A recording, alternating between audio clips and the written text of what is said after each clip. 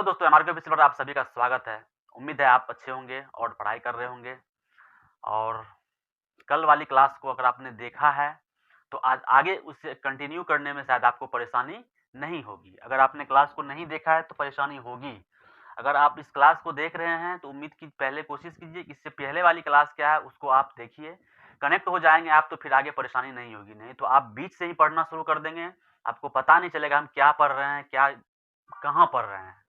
तो कन्फ्यूजन से दूर होकर काम करना हो तो क्लास को कंटिन्यू देखना जरूरी है, इसीलिए आप लोग जरूर देखिए।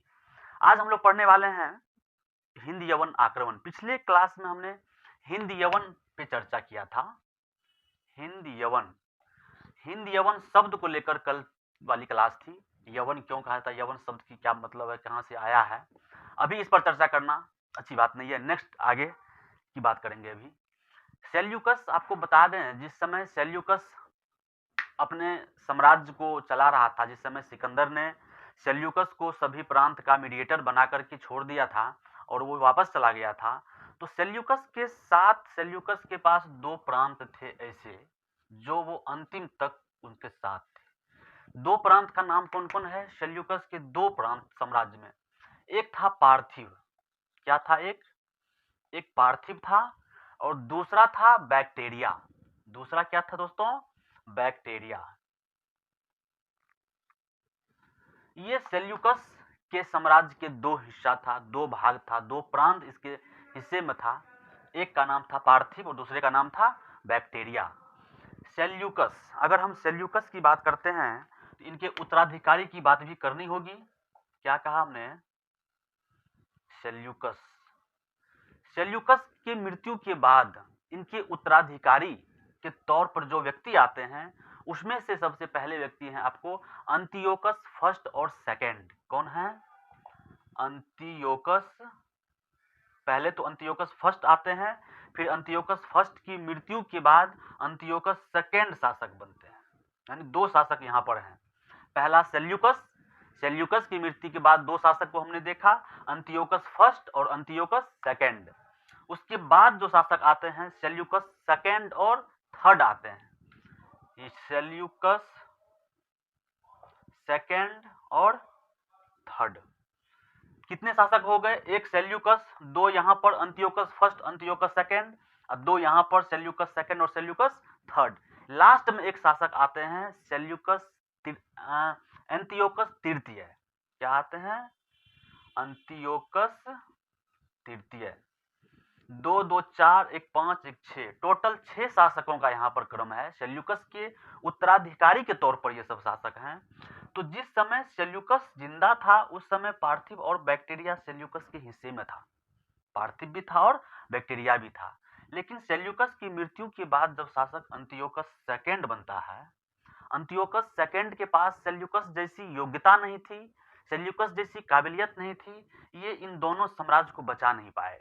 यह दोनों साम्राज्य स्वतंत्र हो गया। साम्राज्य के स्वतंत्र होने की बात करते हैं तो इससे तात्पर्य यह है, मान लीजिए आप एक साम्राज्य के राजा हैं और राजा की शक्ति जब कमजोर होती है तो राजा के अलावा जो प्रजा लोग हैं उनमें से कुछ एक व्यक्ति ऐसे होते हैं जो एक मतलब यूनिटी तैयार करके राजा के विरुद्ध लड़ाई लड़ते हैं और अपने आप को वो स्वतंत्र घोषित करते हैं कि अब हम तुम्हारे अधीन नहीं हैं।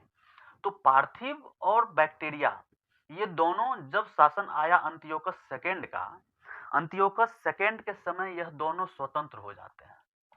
यह दोनों स्वतंत्र हो जाते हैं। तो स्वतंत्र हुए तो वो जनता अगर स्वतंत्र होगी तो किसी के नेतृत्व में स्वतंत्र होगी, कोई उसका एक यूनिटी तैयार किया होगा, कोई खास पर्सन होगा। तो पार्थिव जो स्वतंत्र हुआ था वो आपको अर्सेक्स के नेतृत्व में स्वतंत्र हुआ था। किसके नेतृत्व में? अर्सेक्स। पार्थिव अर्सेक्स के नेतृत्व में स्वतंत्र हो जाता है और बैक्टीरिया डायोडोरस के नेतृत्व में स्वतंत्र हो जाता है। क्या कहा? डायोडोरस। पार्थिया अर्सेक्स के नेतृत्व में स्वतंत्र हो गया और बैक्टीरिया डायोडोरस के नेतृत्व में स्वतंत्र हो गया। किसके समय में? तो अंतियोकस द्वितीय के समय में। ये दोनों साम्राज्य जब स्वतंत्र हो जाते हैं, डायोडोरस की मृत्यु हो जाती है बाद में। डायोडोरस की मृत्यु के बाद इसका पुत्र, डायोडोरस की मृत्यु के बाद इसका अल्पवयस्क पुत्र होता है, उम्र से पहले उनको राजा बना दिया जाता है। उस अल्पवयस्क पुत्र को यूथिडेमस नामक राजा ने हत्या कर दिया। कौन कर दिया? फिर से समझिए, यहाँ पर बैक्टीरिया डायोडोरस के नेतृत्व में स्वतंत्र हुआ। क्या कहा हमने? कि बैक्टीरिया डायोडोरस व्यक्ति के नेतृत्व में, इस राजा के नेतृत्व में ये बैक्टीरिया प्रांत स्वतंत्र हो गया अंतियोकस द्वितीय से। और डायोडोरस की जब मृत्यु हो जाती है, डायोडोरस की मृत्यु होने के बाद उसका अल्पवयस्क बेटा, उसको गद्दी पर बैठा दिया जाता है और इस अल्पवयस्क बेटा की हत्या कर देता है एक यूथिडेमस नामक व्यक्ति। कौन? यूथिडेमस। डायोडोरस के अल्पवयस्क पुत्र की हत्या यूथिडेमस नामक व्यक्ति कर देता है और ये यूथिडेमस बैक्टीरिया का राजा बन बैठता है। यूथिडेमस जब बैक्टीरिया का राजा बन बैठता है, इसी यूथिडेमस का एक पुत्र होता है, उस पुत्र का नाम है डेमेट्रियस। क्या नाम है? डेमेट्रियस। इसी डेमेट्रियस ने भारत पर आक्रमण किया था। सबसे पहले हिंद यवन शासक में, अगर पूछे भारत पर सबसे पहले किस हिंद यवन शासक का आक्रमण हुआ था, तो आपका आंसर निकल के आना चाहिए डेमेट्रियस। कौन है ये डेमेट्रियस? जो सेल्यूकस का बैक्टीरिया प्रांत था, वो बैक्टीरिया डायोडोरस के नेतृत्व में स्वतंत्र हो जाता है अंतियोकस द्वितीय के समय में, और ये डायोडोरस की मृत्यु के बाद उसका अल्पवयस्क पुत्र होता है, उसको यूथिडेमस नामक व्यक्ति ने हत्या कर देता है और यूथिडेमस का पुत्र डेमेट्रियस होता है। यही डेमेट्रियस भारत पर आक्रमण करता है। अब हम जानना चाहेंगे आखिर ये डेमेट्रियस की और क्या क्या खास बात है। मेन शासक अब कौन आ गया सामने निकल करके? डेमेट्रियस। अब डेमेट्रियस के आक्रमण के साक्ष्य कहां कहां से मिलते हैं, क्या है इनकी कहानी, थोड़ा इस पर चर्चा करते हैं। उम्मीद है आपको समझ आएगी। कंसंट्रेशन बना के रखिए, कंटिन्यूटी बना के रखिए। हमने क्या कहा? डेमेट्रियस। डेमेट्रियस की अगर बात करें, ये डेमेट्रियस काफी योग्य व्यक्ति था, योग्य, शक्तिशाली एवं राजा की वैभवशाली व्यक्ति था। ये योग्य शासक कह सकते हैं इसको। डेमेट्रियस के बारे में विजेता शासक था, योग विजेता शासक भी कह सकते हैं। डेमेट्रियस योग्य विजेता शासक था। यह हिंदुकुश पर्वत को पार करके पंजाब और सिंध पर अधिकार कर लेता है। क्या कहा हमने?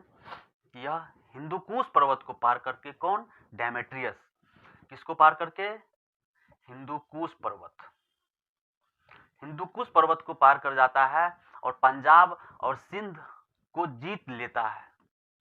पंजाब को जीतता है पहले, उसके बाद सिंध को जीतता है।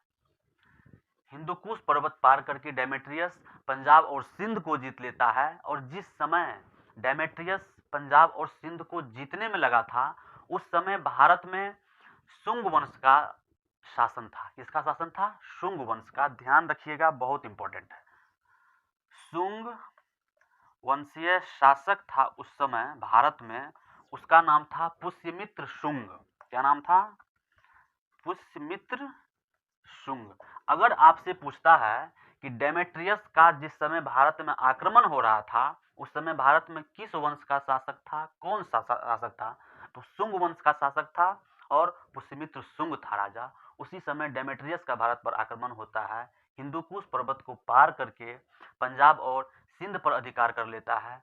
डेमेट्रियस के भारत पर आक्रमण करने का कुछ प्रमाण मिलता है, कुछ प्रमाण इतिहास है तो प्रमाण से भरा पड़ा है।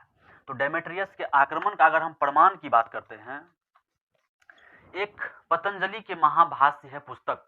पतंजलि योग दर्शन के जो प्रणेता हैं पतंजलि, उनकी पुस्तक है पतंजलि।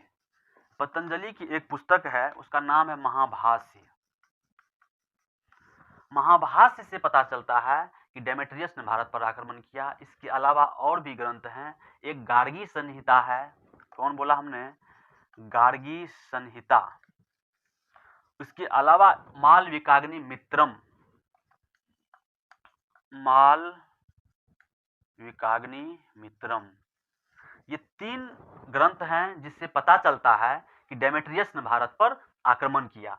महाभाष्य, गार्गी संहिता और मालविकाग्नि मित्रम से पता चलता है कि डेमेट्रियस ने भारत पर आक्रमण किया। उसके बाद एक हाथी गुम्फा अभिलेख में एक मिलिंद नामक शासक का वर्णन मिलता है।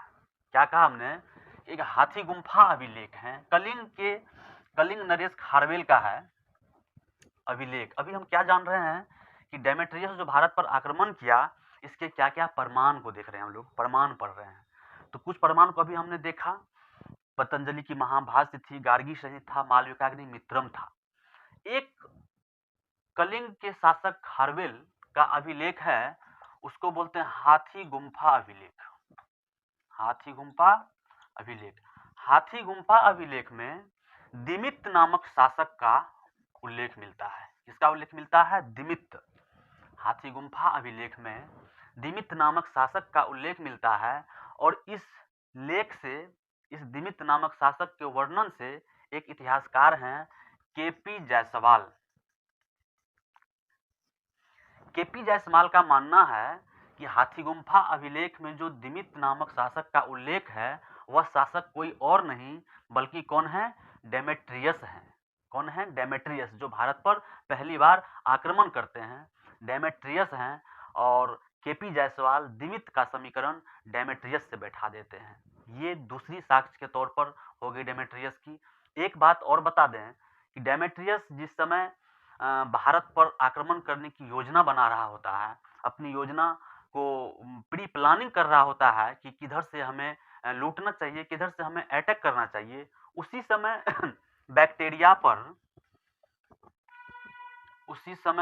बैक्टीरिया पर यूकेट्राइटिस वंश के लोगों ने हमला कर दिया। कौन हमला कर दिया बैक्टीरिया पर? यूकेट्राइटिस वंश के शासकों ने। यूकेट्राइटिस वंशीय शासक। क्या कहा हमने? फिर से जरा ध्यान दीजिए। हमने कहा कि बैक्टीरिया पर जिस समय डेमेट्रियस जिस समय भारत पर आक्रमण करने की योजना बना रहा होता है, उसी समय बैक्टीरिया पर तो स्वाभाविक सी बात है कि ध्यान डेमेट्रियस का कम होगा, क्योंकि उसका ध्यान तो भारत पर आक्रमण करने की योजना में बना हुआ है। तो जैसे ही बैक्टीरिया पर उसकी निगाहें थोड़ी सी सशक्तता कम हुई, दुश्मनों को खबर लगी यूक्रेटाइटिस वंश के लोगों को, और यूक्रेटाइटिस वंश के लोगों ने आकर के बैक्टीरिया पर अधिकार कर लिया। जब यूक्रेटाइटिस वंश के लोग बैक्टीरिया पर अधिकार कर लेते हैं, तो यूक्रेटाइटिस वंश अपने आप को यहाँ पर सर्वशक्तिशाली साबित कर देते हैं कि अब यहाँ बैक्टीरिया का कोई नहीं रहा। डेमेट्रियस के जीते गए क्षेत्र को यूक्रेटाइटिस वंश ने अपने हत्थे ले लिया, अपना अधिकार में ले लिया। इस प्रकार यहाँ पर यूक्रेटाइटिस वंश के शासक का शासन हो गया। यूक्रेटाइटिस वंश के शासक का शासन हो जाता है। और इसी युद्ध में जिस समय बैक्टीरिया पर यूक्रेटाइटिस वंश के लोगों ने हमला किया था, इसी में डेमेट्रियस मारा जाता है। डेमेट्रियस की मृत्यु हो जाती है इसी हमला में, और उसके क्षेत्र पर शासन स्थापित कर लेता कौन? यूक्रेटाइटिस वंश के लोगों ने। ये यूक्रेटाइटिस वंश के लोग जब यहाँ शासन स्थापित कर लेते हैं, तो शासन को संचालित करने के लिए राजधानी तो बनानी पड़ेगी। इन्होंने क्या करा? तक्षशिला को राजधानी बनाकर शासन संचालित किया। तक्षशिला। यूक्रेटाइटिस वंश के लोगों ने तक्षशिला को राजधानी बनाकर बैक्टीरिया में अपना शासन का संचालन किया। इधर दूसरी तरफ अगर बात कर लें, डेमेट्रियस तो युद्ध में मारा चला गया। डेमेट्रियस का एक भाई है, उसका नाम है मिलिंद। क्या नाम है उसका? डेमेट्रियस का एक भाई है, उसका नाम है मिलिंद। मिलिंद को मिनांडर भी कहा जाता है। डेमेट्रियस का भाई, उसका क्या नाम था भाई का? मिलिंद। मिलिंद को मिनांडर भी कहा जाता है। मिनांडर, ये कौन है? मिलिंद और मिनांडर डेमेट्रियस के भाई हैं। जो डेमेट्रियस मर चुका है, किसके साथ? यूक्रेटाइटिस वंश के लोगों ने जब बैक्टीरिया पर हमला किया, उसी समय डेमेट्रियस की मृत्यु हो जाती है, और उसके क्षेत्र पर अधिकार कर लेता है कौन? यूक्रेटाइटिस वंश के लोगों ने, और तक्षशिला को राजधानी बनाकर शासन संचालित करने लगता है। दूसरी तरफ डेमेट्रियस तो खत्म है कहानी उसकी। अब डेमेट्रियस का भाई मिलिंद आता है, जिसको मिनांडर भी कहा जाता है। मिलिंद भी क्या करता है? जो भी क्षेत्र बचा हुआ होता है, शेष भाग इसके लेने के बाद, लूटने के बाद, डेमेट्रियस का कुछ भाग जो बचा हुआ होता है, उस भाग पर ये अपना शासन स्थापित कर लेते हैं। ये मिलिंद डेमेट्रियस के हो जाते हैं। डेमेट्रियस के भाई मिलिंद भी शासन स्थापित कर लेता है कुछ भाग पर, लेकिन यह राजधानी बनाता है साकल को। किसको बनाता है राजधानी? ये साकल। आपने देखा यहाँ पर कि डेमेट्रियस के मरने के बाद 2 भागों में ये यहाँ पर बँट जाते हैं। पहला तो यूक्रेटाइटिस वंश के लोगों का शासन हो जाता है, तक्षशिला को राजधानी बना करके शासन चलाता है, और दूसरी तरफ डेमेट्रियस के भाई, छोटे भाई मिलिंद यानी मिनांडर, वो भी कुछ बचे हुए भाग पर अपना शासन स्थापित कर लेते हैं और वो साकल को राजधानी बनाकर शासन संचालित करते हैं। इस प्रकार हमने ये देखा कि हिंद यवन पश्चिमोत्तर भारत में 2 शाखाओं में बढ़ जाती है। किसमें बढ़ जाती है? 2 शाखाओं में बढ़ जाती है। पहली शाखा हो जाती है डेमेट्रियस वंश की शाखा और दूसरी हो जाती है यूक्रेटाइटिस वंश की शाखा। पहली शाखा किसकी हो गई? डेमेट्रियस वंश की शाखा, और दूसरी शाखा हो जाती है यूक्रेटाइटिस वंश की शाखा। इस प्रकार हम कह सकते हैं कि हिंद यवन पश्चिमोत्तर भारत में आकर के 2 शाखाओं में बढ़ जाती है। डेमेट्रियस के वंशज एक तरफ शासन करते हैं और एक तरफ यूक्रेटाइटिस के वंशज शासन करते हैं। नेक्स्ट क्लास में हम देखेंगे अलग अलग दोनों वंशज की अलग अलग देखेंगे। डेमेट्रियस का शासन कैसा था और यूक्रेटाइटिस वंश में कौन कौन से शासक आते हैं, डेमेट्रियस वंश में कौन कौन से शासक आते हैं, दोनों का अलग अलग फील्ड में हम अध्ययन करेंगे। फिलहाल आपको इतना पता होना चाहिए कि हिंद यवन से संबंधित 2 क्लासें आई है। पहली क्लास में मैंने यवन शब्द का जिक्र किया और दूसरी क्लास में उनकी प्रारंभिक जो इतिहास है उसका उल्लेख किया। उम्मीद है आपको समझ में आया होगा। मिलते हैं नेक्स्ट क्लास में। फिलहाल सभी को जय हिंद।